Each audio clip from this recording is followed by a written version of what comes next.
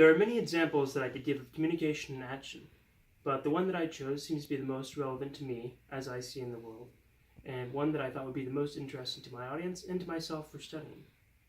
So I've chosen to talk about the conquest of Britain by Julius Caesar and how that applies to communication in the modern world. Now, this may seem like kind of an odd topic to choose, but bear with me. By the time we're done with this, I'm sure that you'll understand where I'm coming from and how this subject is relevant to the modern world. So if we look back in time, around the mid-1st century BC, Julius Caesar had recently conquered Gaul, modern-day France, and was preparing an invasion of Britain. Now, he says in his commentaries in the Conquest of Gaul that the Britons had been helping some of the Gauls that he was fighting in France. And so he decided to go lead kind of a preliminary invasion force, not very big, only about 4,000 men, as Adrian Goldsworthy states in his book, Caesar, Life of the Colossus.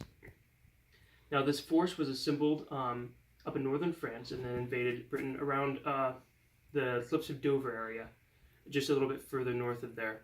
He encountered initial resistance with the Britons attacking them, and he eventually fought them back, and he mentioned several times how they're not very trustworthy, and that'll come up later on in my speech.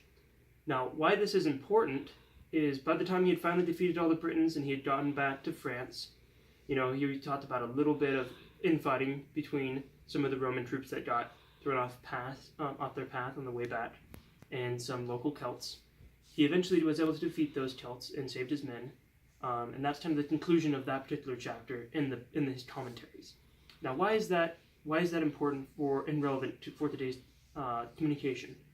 If you look at it, people will automatically assume that you're talking about Caesar's communication with either the Gauls, the Celts, or his own men. And the truth is, he's not talking about any of those people, and that's not why he wrote the book at all. He wrote his commentaries for the people in Rome. And this is where it comes in contact with our communication that we are studying in our books, is because if you read in chapter 2 of our textbook, Real Communication, you'll find that it talks a lot about stereotyping and prejudice.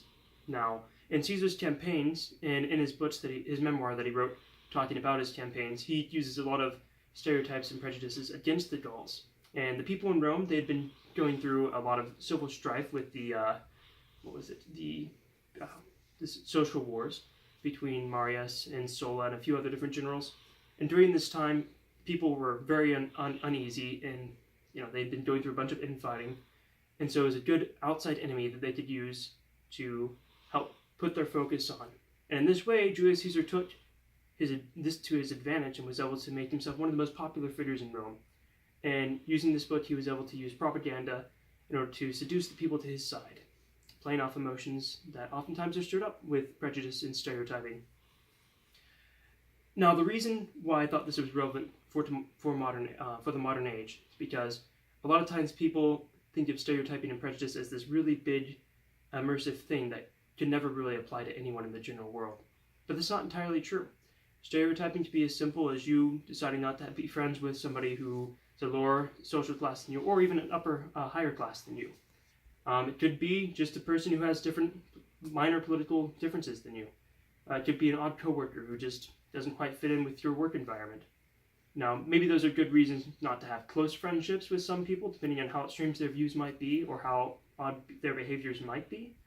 But sometimes those small prejudices add up to big problems. And I think those are the things that we need to be focusing on in the modern world. And that's the conclusion of my speech.